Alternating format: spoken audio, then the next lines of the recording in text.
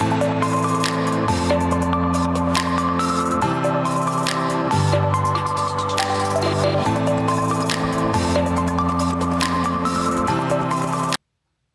back. Hey, All good right. to see you. I'm Ed. That's Will. And here we go. We're going to go back to the job front a little bit. But this time we're not going to talk about AI replacing humans as much as AI now rejecting humans. So we got an article here from the BBC. So this is happening to a young British girl, Bhavana Chiklukuri. So I butchered that name, which I usually Nice job, though. I butcher names as a teacher. I always apologize before every class, but here we go. Computer says no. Are AI interviews making it harder to get a job? So just to give us a quick context, a lot of the young people out there, and heaven forbid this happened to me, you put in your application, and some of these people are putting 200 and some applications in. You go up to a computer screen now, and you answer AI questions. Now, I've heard about this from some people in the United States, too. One of my vice presidents at the college told me her son is going through this, and it's like one of the most demoralizing things that can happen to you, because you sit there, you talk to a computer screen, and then the AI decides whether you move on in the process or not. It's not another human being. And, the one I know about in the United States is going for sales jobs. How the hell does an AI, like a sales thing is like, you want to talk about the most social job there is, the kind of human to human contact, and the AI is deciding whether you're gonna get that chance or not. Whether you're even going to just get to step 2. Exactly. Well, and I was equally disturbed by this. My wife was an HR director, so any time these come up, I bring it up, and she just shakes her head. And we actually talked about this with in an earlier segment about the creation of the resumes, and you used to be able to buy canned resumes and whether or not it's ethical to do that. And then ultimately, I believe we concluded that AI was even rejecting particularly good resumes because they were too good to have been done by a human. So then therefore, if you were even good at it, you were excluded. I think what's most disturbing about this, and on a lot of levels, and we've touched, this is almost kind of like a summary episode, is that those entry jobs, for the most part, can be done by AI. And we've actually had some situations where we're starting to look, well, what are job impact percentages based upon, different categories. So the first thing is that all of our new graduates coming out are actually being trained to do something that AI can already do. So you're in competition with it directly. And then now, because there are so many people now looking for a job, you've got thousands and thousands of applications. HR departments generally are understaffed. Yeah, usually about 2 or 3 people. So what they do is they sit there and we're going to do a bunch of qualifications. And I suppose this is, and I don't know, maybe it already is happening. Are they actually talking to a chat bot with a visual? Yeah, that's exactly what they're doing. And so this thing is sitting there talking to them back. Do you know how hard that is? So, like when I became college president, there was a thing. They used to have this stuff called videotape, and you had to set up your videotape camera. Right. And because they didn't want to pay for you to have to go across the country. And they would send you 10 questions. I'd tape it in front of there in a big print. And then I would read the question and then, I'm not an actor. You know what I mean? Like I wasn't trained to do that. I can't really read a script.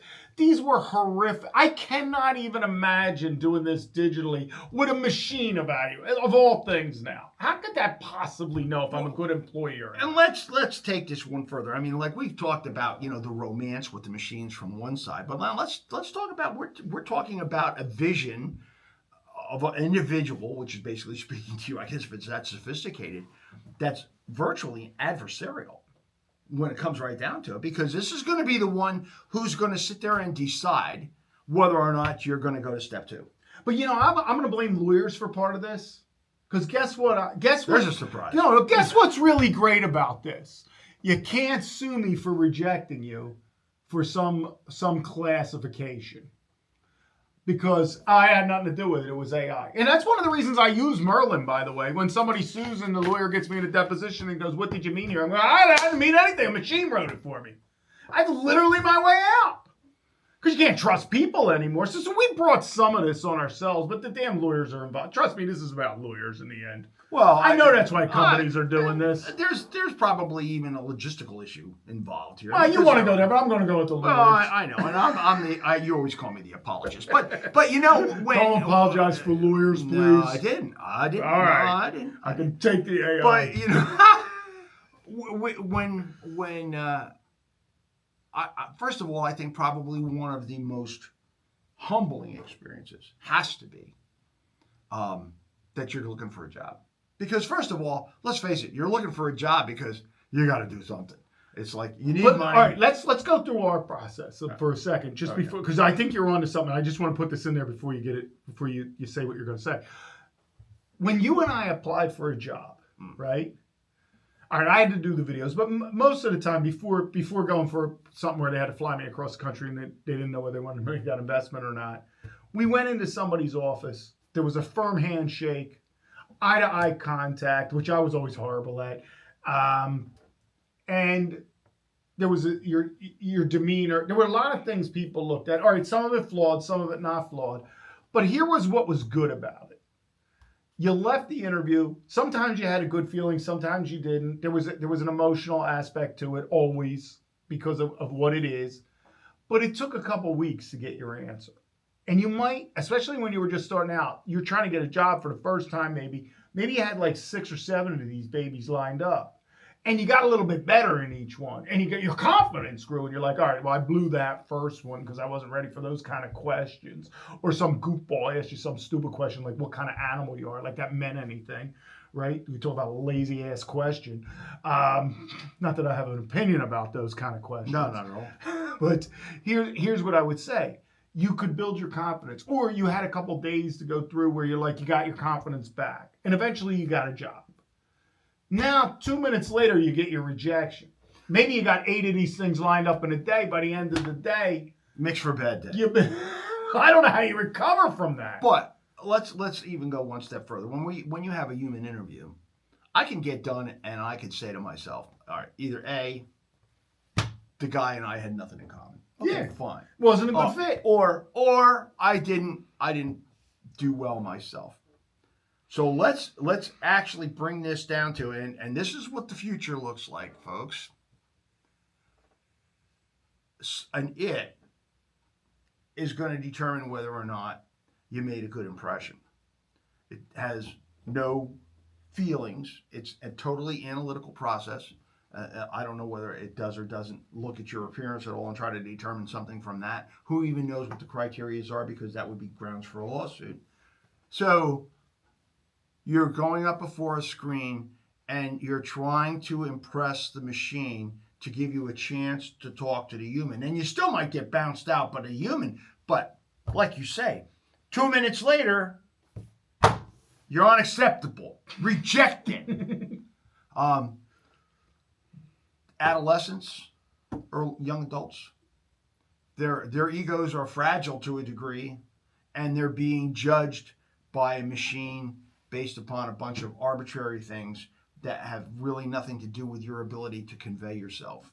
Because, I mean, it may pick up, LLM is pretty good in terms of picking up cadences and things like that. But nonetheless, that decision is devastating. You're absolutely right. And let's take it another step. All right, so remember they used to have those coaches? Like, you probably didn't pay for one. I didn't pay for it, but they would we used to find jobs in something called the Want Ads Kids.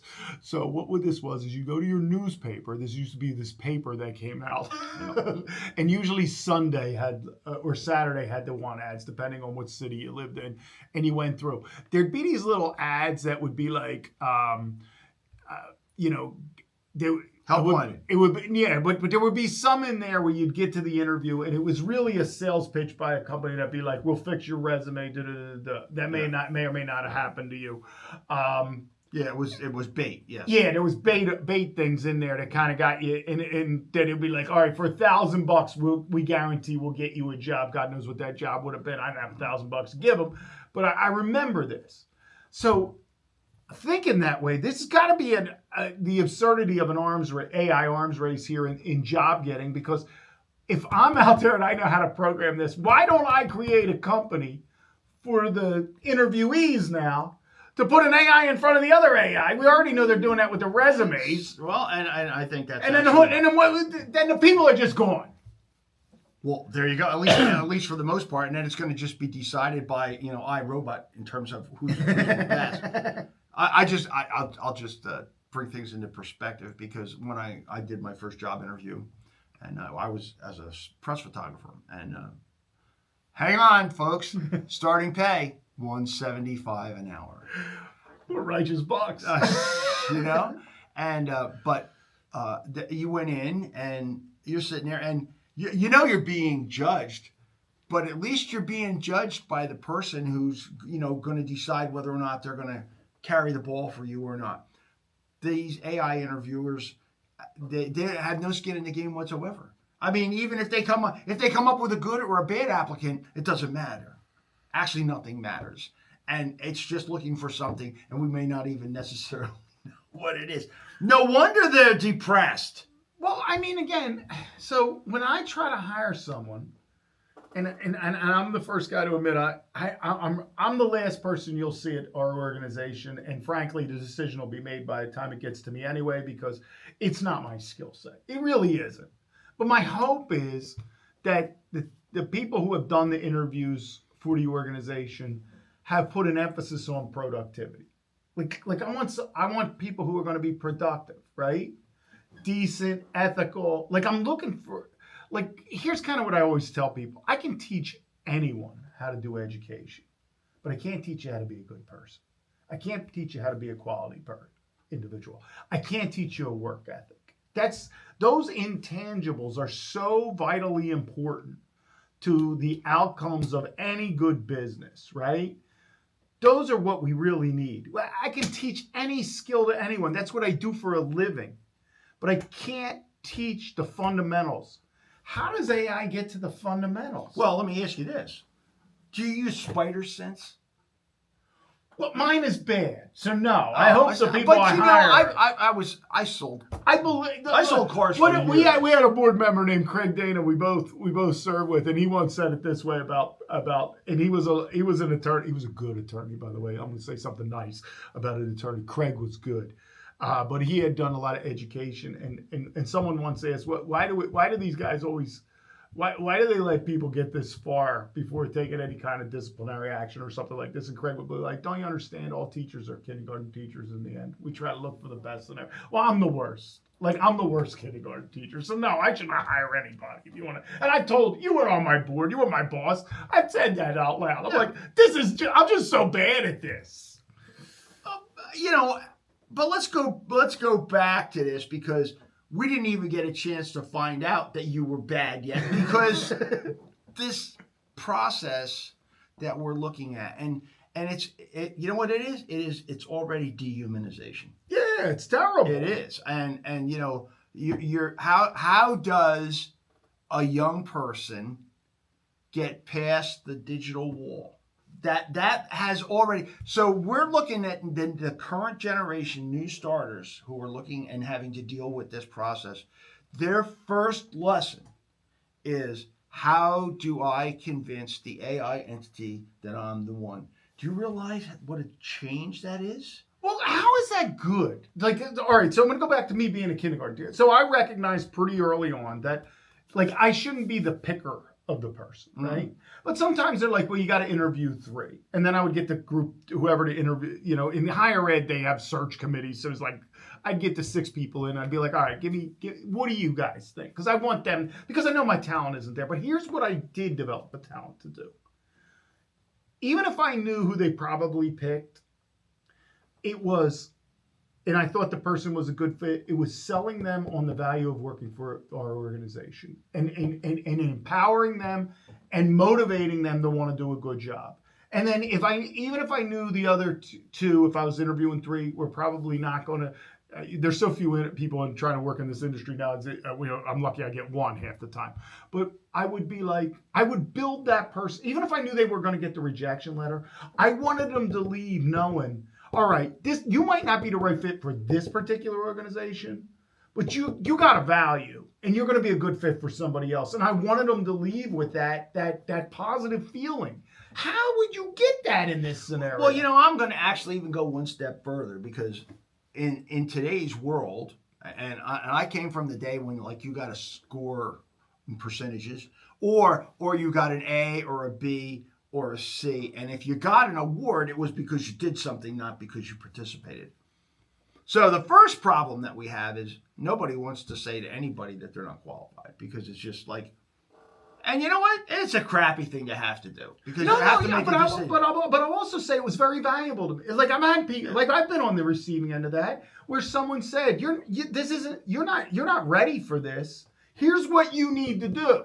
Right. Now, I didn't get upset and go home and cry. I didn't call my mom. Right. I went out and did those things, so when I went back for an interview, I could get that job. I bet you the AI doesn't do that. There's no way, right? The AI's going to ask you a series of questions, whatever a case may be, and it's canned. There's not going to be any keep it up there. And even so, even if it did have a pep talk at the end, how insincere, when it comes right down to it. I mean, it's like, good luck, and I know you're going to do fine. Well, it'd be worse than a union president telling you something. Jeez, and this is what our youth has to deal with today. And we've said this before. I'm glad I'm ready to kick the bucket. I hope I follow you. I'm going to probably die before you. You took better care of yourself. But my gosh, I'm not really going to miss this, I don't think. I'll miss my kids. I'll miss my wife. But honestly, this just doesn't look promising in so many ways. And I don't even know. And I'm going to be taken care of. Let's say this is for like a nursing. Who's going to now? I was always worried who would take care of me in the end. It's going to be somebody who can get through the AI system. Wow. And maybe this is one of the areas where we start to say, maybe sometimes some things are not appropriate use of AI. I don't know. I mean, we talk about how a romantic AI can destroy a person psychologically. What about that? We're talking about rejection on the most basis level. You couldn't even impress the our future, of the people who are supposed to be our future leaders of our society. What are they going to be like? Well, and moving forward, this is the first. You want to talk about a process of conditioning? The first thing you have to do, remember, moving forward in your career, is that you must satisfy the AI entity first. So agency again. We have surrendered that human agency and delegated it to a machine. And why? Because it's easier. So we're going to take a bunch of kids we gave participation trophies to, yes, who we have developed safe spaces for. They couldn't even hear like something that upset them, and we're going to put them in front of an AI. Oh my goodness! And tell them, we're sorry, you're rejected. You know what? If I was a young person and I was put through that education system followed by this reality, I think I would be the most bitter human being that possible by the time it was said and done. Unless I was one of the lucky ones at it. And they're doing like 200 interviews. One of them was like 500. Yeah. 499 rejections. Well, come on, guys. Why are you interviewing 500 people? You know what this reminds me of? The Grapes of Wrath. I know which way. Remember they sent the bills out? Posted the bills, pick peaches in California, but they did thousands of them. Yeah. And all of these people showed up, and they just got pushed down to where they were worth less and less. And how history is repeating itself here. That was technology in its early phase with a printing press, being able to hand out handbills saying that there were jobs in California, and all of the Okies out of the Dust Bowl went west to find the jobs, to find out that there were 20 sets of hands for any one job. And then let's do on top of that, once we're done promising you everything in a college that is unrealistically goofy, and expensive. Put you in debt. Then we put you through this. And then some jackass promises you $30 minimum wage. That's going to make everybody innovate or automate even faster. Well, How can this younger generation not be anything but pissed off? Well, and sadly, we keep watching the rhetoric wins time and time again. If you end up to where a burger flipper is going to cost $30 an hour to an employer, they're going to buy the machine even if it costs. I mean, this may actually be the automation process and industry, maybe the ones who actually put these people in, because what it actually does is make labor so expensive, they have to automate. But then what do you do with the people now who are unemployed? You're going to have to live in a box in some Potterville, playing video games, smoking pot, right? That has to be the only thing they have. And you'll get your check in order to survive. And while we show you videos of influencers on yachts and private jets to really make you angry, instead of from day one going, you know what, life is hard. You're going to have to work hard if you want to get ahead. That model worked. It brought us things like freedom. It brought us things like what they now call democracy, a republic where you could advance yourself. It brought us decency in the end. It brought us invention, innovation, invention. It brought us everything good, and it brought us, I'm going to argue, out of slavery. So let me ask you this. The machine doesn't care. But here's something I want to leave everybody with as we start to wrap this up. We have discussed in earlier segments the amount of massive invention or investment that's taking place, creating AI and all of the systems to support it, the power sources, all of the resources that are being used to what may ultimately be nothing more than a centralization of power and a dehumanization of the general population. Are we actually using all of that investment potential to its best possible use? If we were to take this amount of money and invest it in jobs that would be able to support people, maybe we would not be able to sit and have a long chat with a machine that would dazzle us. But more people would have a job. We would not have had a kiosk when I walk into a burger joint to order because that's cheaper than the person who used to sit there and take the order. We would have had people having gainful employment who would have had the opportunity to support their family and dignity to do what they're doing. This allocation, we discussed a wealth fund being created, sovereign wealth funds being used to create new AI and computer-based conglomerates, unbelievable amounts of money that, if was dedicated towards efficient ways to put people to work, would keep a standard of living and dignity for humans. And it's maybe time to start asking these questions instead of giving a blank check for them to do more and more to eliminate the reality of humans having self-respect in the future. Thank God you've come back to be one of the two guys against AI. We'll see you in the next video. Great to see you. Please subscribe and like us. Or hate us, but hit the like button anyway.